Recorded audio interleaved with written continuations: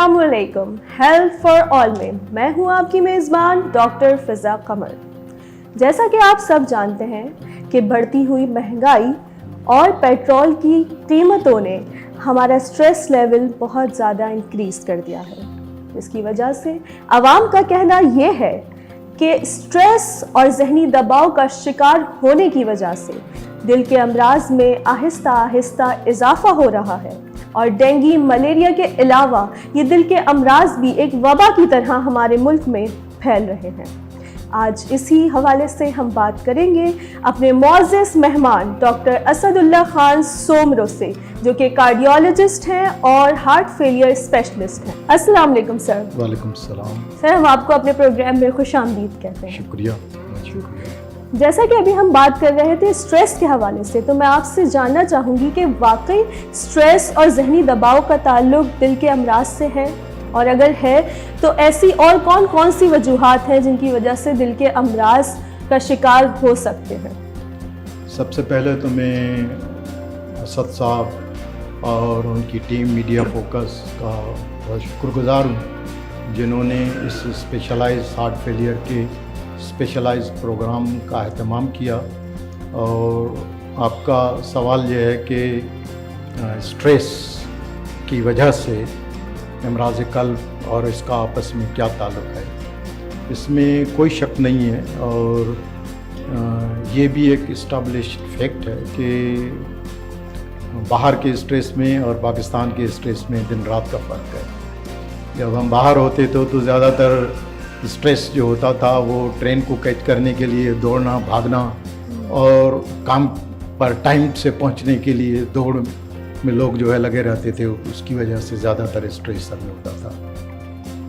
लेकिन हमारे मुल्क में स्ट्रेस की वजूहात कुछ मुख्तलिफ हैं, और भले लोग कहें कि स्ट्रेस का इससे कोई दिल की बीमारी से कोई ताल्लुक़ नहीं है, लेकिन मैं ये कहूँगा कि इसका ताल्लुक़ है, क्योंकि ख़ास करके हमारे मुल्क में लॉ एंड ऑर्डर की सिचुएशन, महंगाई, बेरोज़गारी, ये ऐसी एक वबाएँ हैं जो बाहर के मुल्कों में नहीं है। कोई ज़माना था कि हमारे कई इलाकों में, कराची में ही कई इलाकों में रातों को फायरिंग होती थी, लोगों की लाशें गिरती थी, और माँओं में एक खौफ होता था कि कहीं उनका बच्चा अगर बाहर चला गया या हस्बैंड जॉब पर गया तो वो वापस आएगा भी कि नहीं आएगा। तो लिहाजा हमारे मुआशरे में जिस किस्म का स्ट्रेस है, उस स्ट्रेस का इसमें कोई शक नहीं है कि अमराज़ क़ल्ब, ख़ुसूसन ब्लड प्रेशर और बाकी अमराज़ क़ल्ब पर इसका एक असर है। लेकिन चुनांचे हमने इस पर इतनी ज़्यादा तहकीक नहीं की है, हमने कोई उसको नापा नहीं है, कोई ऐसा पैमाना नहीं हमने यूज़ किया है कि जिससे इस चीज़ का पता कर सके।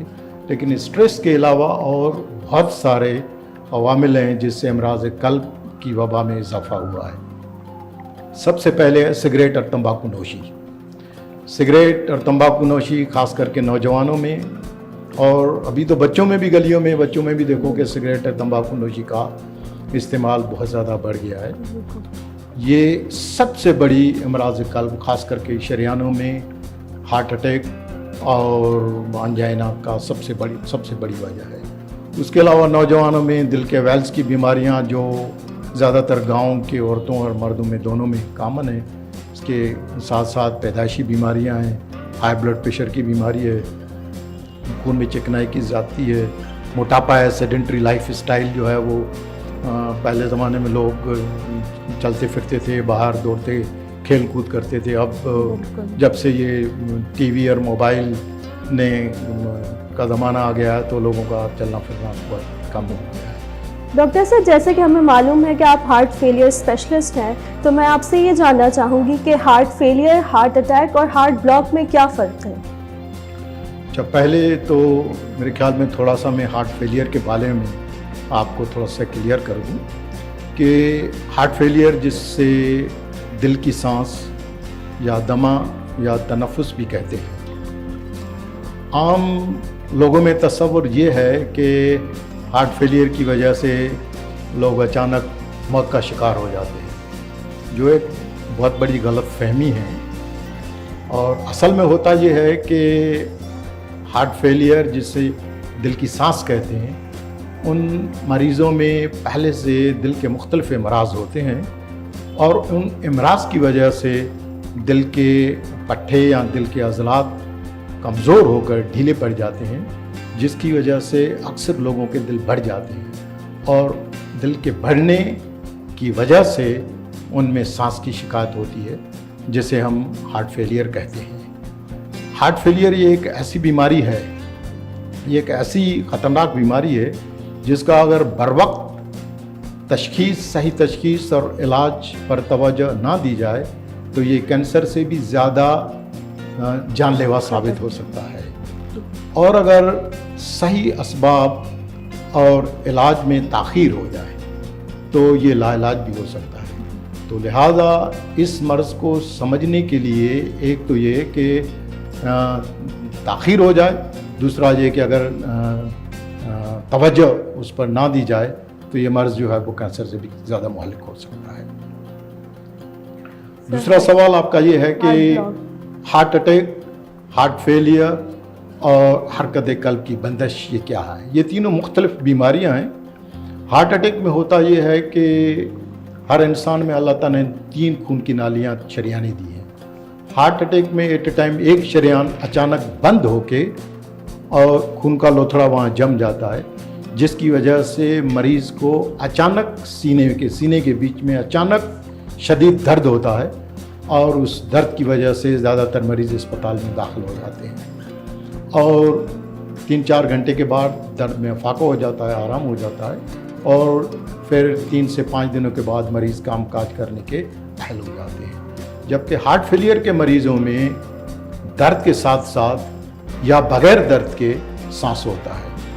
अगर शरियानों में ब्लॉकेज है तो दर्द भी होता है, अगर शरियानों में ब्लॉकेज नहीं है तो उनमें सांस की शिकायत ज़्यादा होती है। जो अगर मर्ज़ शदीद है तो मरीज़ अचानक सांस की ज़्यादा तकलीफ़ की वजह से इमरजेंसी की तरफ रुख करते हैं और यूजुअली तशख़ीस के बाद मरीज़ को अस्पताल में दाखिल किया जाता है। लेकिन अगर मर्ज़ इतना शदीद नहीं है तो फिर शुरुआत में मरीज़ों को हलचल करने से, कामकाज करने से सांस होता है और आराम करने से ठीक हो जाता है।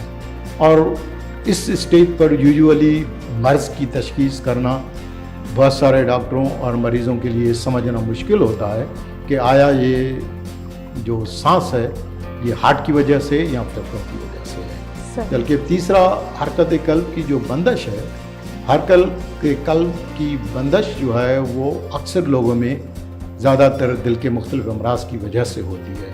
उसमें ये होता है कि दिल की जो धड़कन है वो या तो तेज़ हो जाती है या सुस्त हो जाती है और जिसकी वजह से अचानक दिल बंद हो जाता है और दिल की नब्ज़ बंद होने से मरीज़ बेहोश हो जाता है, सांस लेना बंद हो जाता है।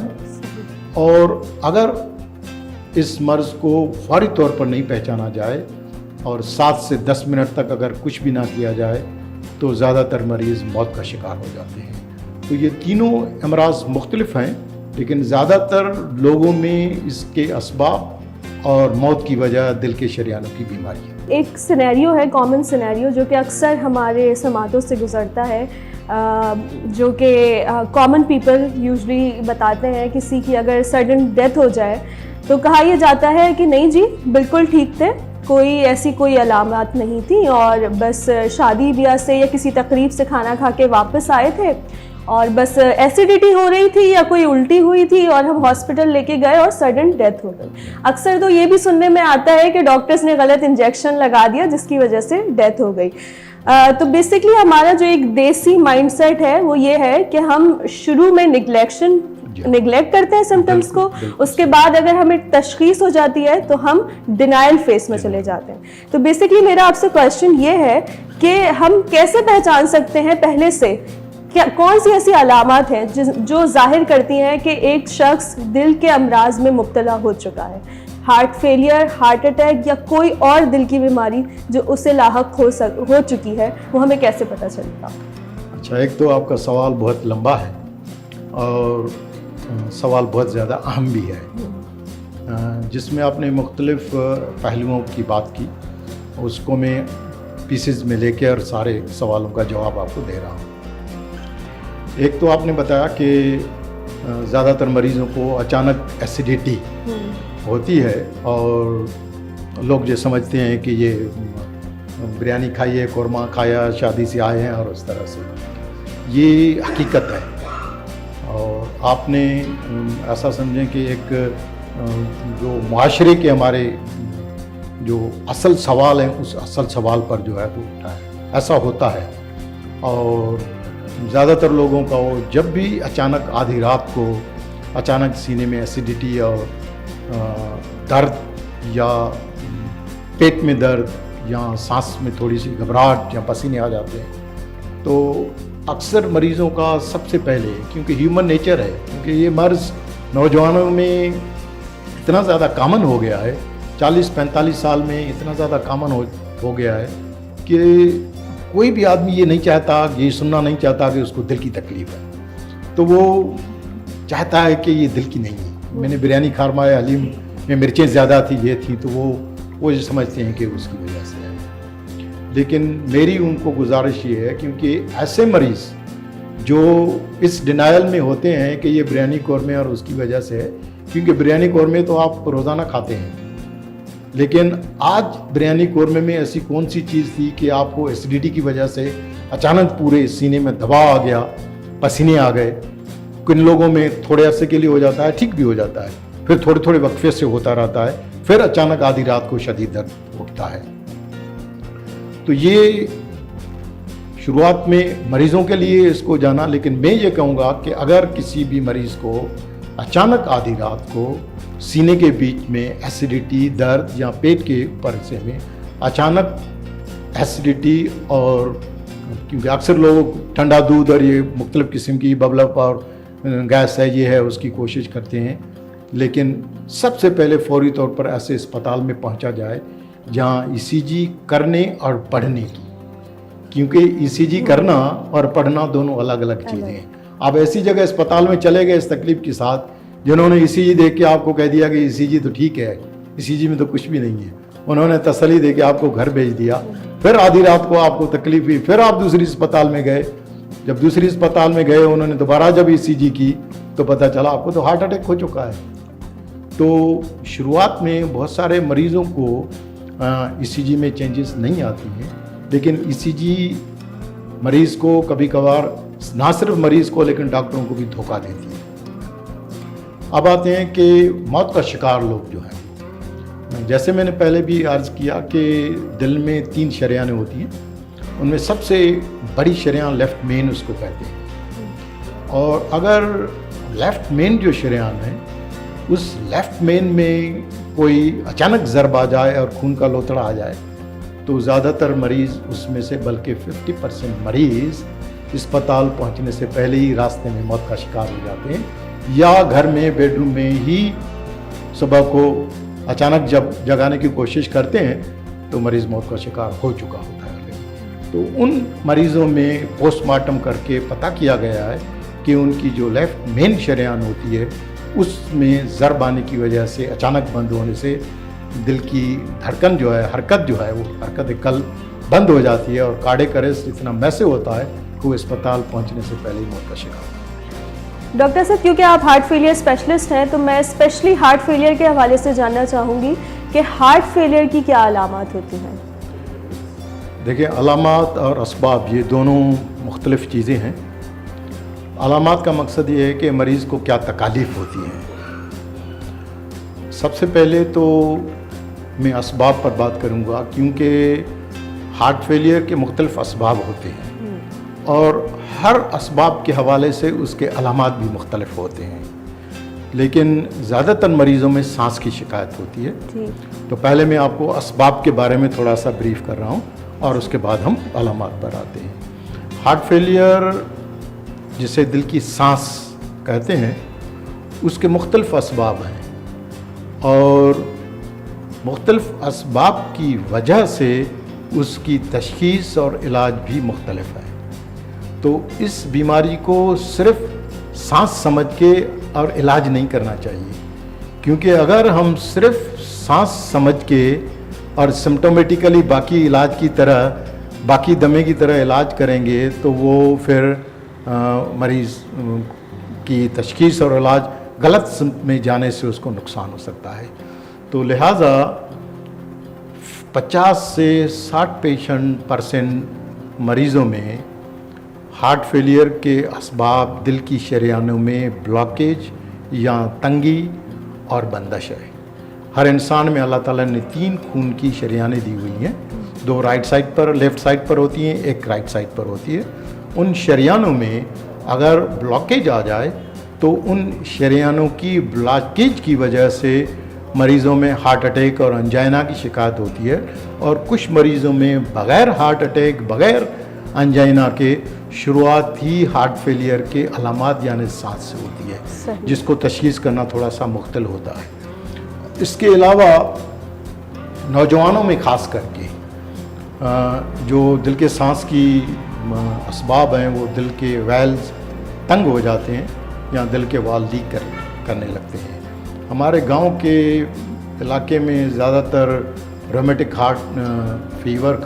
फीवर और जिसकी वजह से दिल के वेल ख़राब होना शुरू हो जाते हैं, और नौजवानी में ही बहुत सारे मरीज़ों के दिल के वेल्स ख़राब, तंग और लीक करने लगते हैं, जिसकी वजह से लोगों में सांस की शिकायत हो जाती है। इसके अलावा पैदाइशी इमराज़ हैं, बहुत सारे मरीज़ पैदाइशी इमराज़ से पैदा होते हैं, लेकिन उनकी तशख़ीस जाके देर से होती है। जब उनको सांस की शिकायत होती है तो पता चलता है कि दिल की सांस की तकलीफ़ असल दिल के पैदाइशी बीमारियों की वजह से। इसी तरह से हामला औरतों में हार्ट फेलियर के असबाब जो हैं थोड़े से मुख्तलिफ हैं। ज़्यादातर औरतों में दिल के वेल्स की तंगी या माइट्रल स्टेनोसिस बहुत कामन है, या पेरीपार्टम कार्डियोमायोपैथी, दिल के अज़लात जो हैं वो सिर्फ हमल से मंसूब हैं। अगर वो हमला ना हो तो कोई बीमारी नहीं होती, और हमल के ख़ास करके हमल के आखिरी और ज़्यादातर जिनके ज़्यादा बच्चे होते हैं उन औरतों में वो पेरीपार्टम कार्डियोमायोपैथी का मर्ज जो है ज़्यादा है। या ब्लड प्रेशर हमारे मुल्क में बहुत ज़्यादा कामन है, और बहुत सारे लोग उसको लाइटली ले लेते हैं, और अगर ब्लड प्रेशर का सही तरह से इलाज ना किया जाए तो ब्लड प्रेशर मुसलसल बढ़कर दिल के अज़लात कमज़ोर होकर दिल की सांस की शिकायत हो जाती है। इस तरह से दिल के अज़लात के मुख्तलिफ और कुछ वायरसेस हैं, मायोकार्डाइटिस होती है, या आजकल कोरोना हमारे मुल्क में बहुत ज़्यादा कामन है, और बहुत सारे लोगों को इस चीज़ का पता नहीं है कि कोरोना से भी दिल का कोई वास्ता है।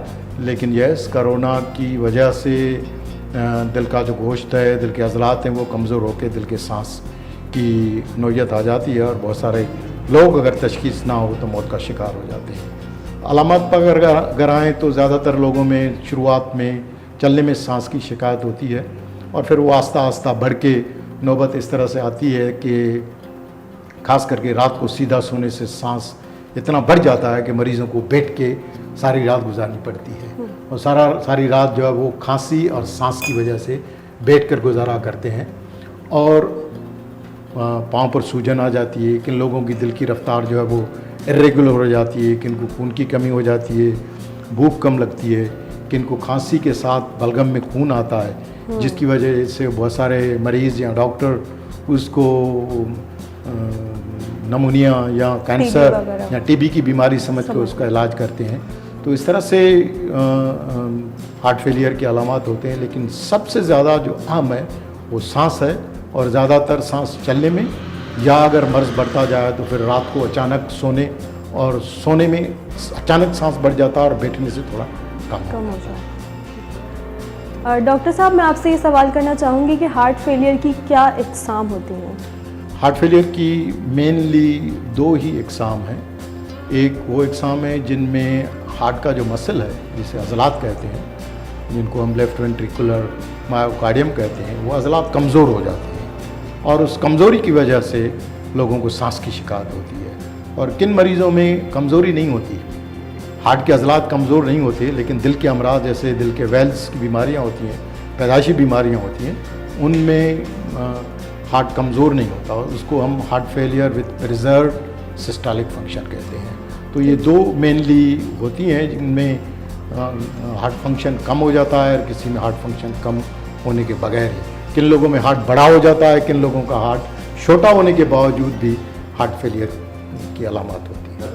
डॉक्टर असद, वैसे तो सवालात बहुत ज़्यादा हैं, और हार्ट फेलियर का जो ये टॉपिक है ये इतना वास्ट है कि इस पे एक प्रोग्राम तो नहीं किया जा सकता।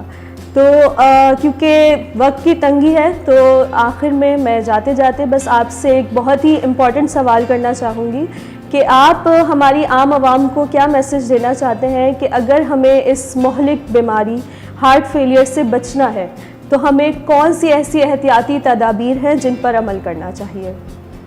शुक्रिया। इस सवाल का कंप्लीट जवाब देने से पहले मैं थोड़ा सा आपको हार्ट फेलियर की स्टेजेस के बारे में बताना चाह रहा हूँ कि हार्ट फेलियर की 4 स्टेजेस हैं। हार्ट फेलियर स्टेज ए, स्टेज बी, स्टेज सी और stage D.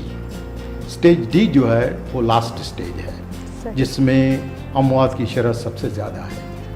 Heart failure stage ए वाले मरीज़ वो होते हैं जिनमें हार्ट फेलियर के अलामात नहीं होते, लेकिन उनमें हार्ट फेलियर के होने के इम्कान होते हैं। जैसा कि ब्लड प्रेशर के अगर कोई मरीज़ हैं, शुगर के मरीज़ हैं, सिगरेट तंबाकू नोशी कर रहे हैं, खून में चिकनाई की ज़्यादा है, तो ऐसे मरीज़ों में एहतियाती तदाबीर ये लिए जाते हैं क्योंकि यही मरीज़ हैं जिनको हमें पहले टारगेट करना चाहिए।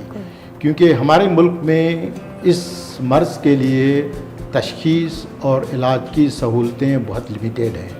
तो हमें ये स्टेज ए और बी, ये 2 ऐसी स्टेजेस हैं जिन स्टेजेस में अभी हार्ट फेलियर के अलामात नहीं होती हैं, और ये मरीज़ तकरीबन 65 से 70% मरीज़ पूरी दुनिया में, पाकिस्तान की कोई डेटा नहीं है लेकिन पूरी दुनिया में 65 से 70% मरीज़ जिन्हें स्टेज ए और स्टेज बी कहते हैं, उनमें चुनाचे अलामत नहीं होते।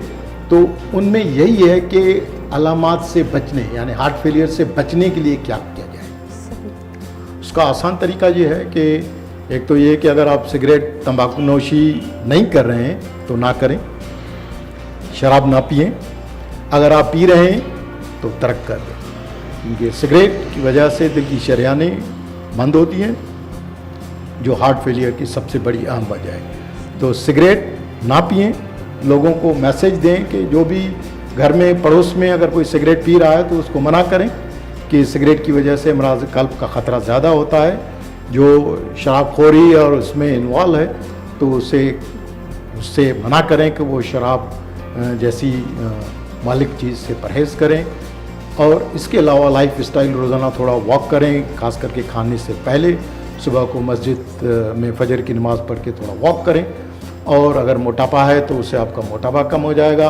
और 3 चीज़ें दिल के लिए मुज़र हैं एक लिहाज से, जो इस्तेमाल ज़रूर करें।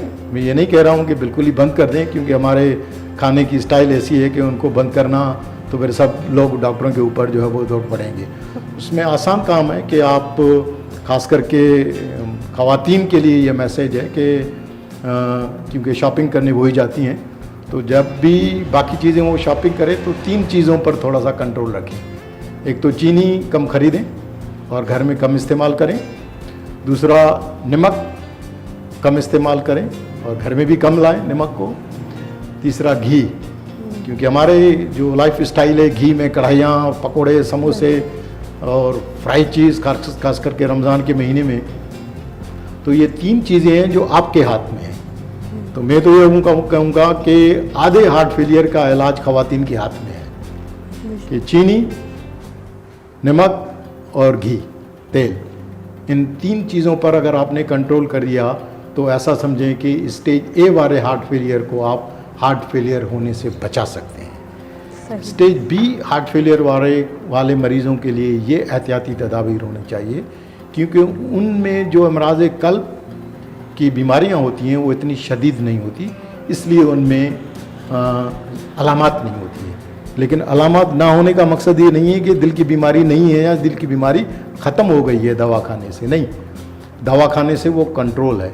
तो उसको मज़ीद बढ़ने से, जो बीमारी अभी इतनी ज़्यादा नहीं है, वक्त के साथ वो बढ़ के, तो अलामात होने से पहले, स्टेज सी में जाने से पहले वो अपना चेकअप करवाते रहें, ताकि हार्ट फेलियर के अलामात से पहले ही इलाज किया जाए। अगर किसी को ऑपरेशन की ज़रूरत है तो ऑपरेशन करके वक्त से पहले ही उनको बचाया जाए। स्टेज सी और डी वाले जो मरीज़ होते हैं वो अलामात वाले होते हैं, जो आम अस्पतालों में बेचारे बार बार इमरजेंसी और अस्पतालों के चक्कर काट के खर्चा करके वो कंगाल हो जाते हैं किस्म की, और जिसकी वजह से वो बेरोज़गार भी हो जाते हैं, क्योंकि जिन अदारों में वे काम करते हैं उनका अस्पतालों का खर्चा इतना ज़्यादा हो जाता है कि जिसकी वजह से अदारे भी उनसे बेजार होकर उनको नौकरी से फारिग हो जाते हैं। तो हार्ट फेलियर और बेरोज़गारी ये दोनों आपस में स्टेज सी और डी वाले। डी के बारे में मैं ये कहूँगा कि क्योंकि इनमें बार बार अस्पताल में दाखिल होने की नौबत आती है, तो उनमें मर्ज़ को तो प्रिवेंट नहीं कर सकते, लेकिन मर्ज़ की वजह से जो बार बार अस्पतालों और इमरजेंसी के चक्कर काटने पड़ते हैं उस पर कंट्रोल कर सकते हैं, जिसके लिए हमने यहाँ पाकिस्तान में हार्ट फेलियर क्लिनिक का एक जाल और हार्ट फेलियर प्रोग्राम पर कुछ काम कर रहे हैं, और इंशाल्लाह होपफुली हार्ट फेलियर के मरीज़ों के लिए हमें बहुत सारी चीज़ें करने में कामयाब हो जाएंगे। डॉक्टर असद, मैं आपकी बहुत शुक्रगुजार हूँ कि आप हमारे प्रोग्राम में तशरीफ़ लाए और इतनी नॉलेजेबल बातें बताकर हमारे नाजरीन को मुस्तफ़ीद किया। आखिर में नाजरीन आपसे इजाज़त चाहती हूँ और ये बता दूँ कि मुस्तक़बिल में हम हार्ट फेलियर के हवाले से मज़ीद प्रोग्राम करेंगे, क्योंकि हार्ट फेलियर एक बहुत वास्ट टॉपिक है और इस पे एक प्रोग्राम में बात नहीं हो सकती। लिहाजा हमारा प्रोग्राम देखते रहिए, अपना बहुत ख्याल रखिए, क्योंकि सेहत बहुत बड़ी दौलत है और अल्लाह ताला की तरफ से ये जिस्म हमारे लिए अमानत है और इसका ख्याल रखना हमारे ऊपर फ़र्ज़ है और इबादत है। अपनी मेज़बान डॉक्टर फ़िज़ा कमर को दीजिए इजाज़त। हमारा चैनल लाइक और सब्सक्राइब करना ना भूलिएगा। अल्लाह हाफ़िज़।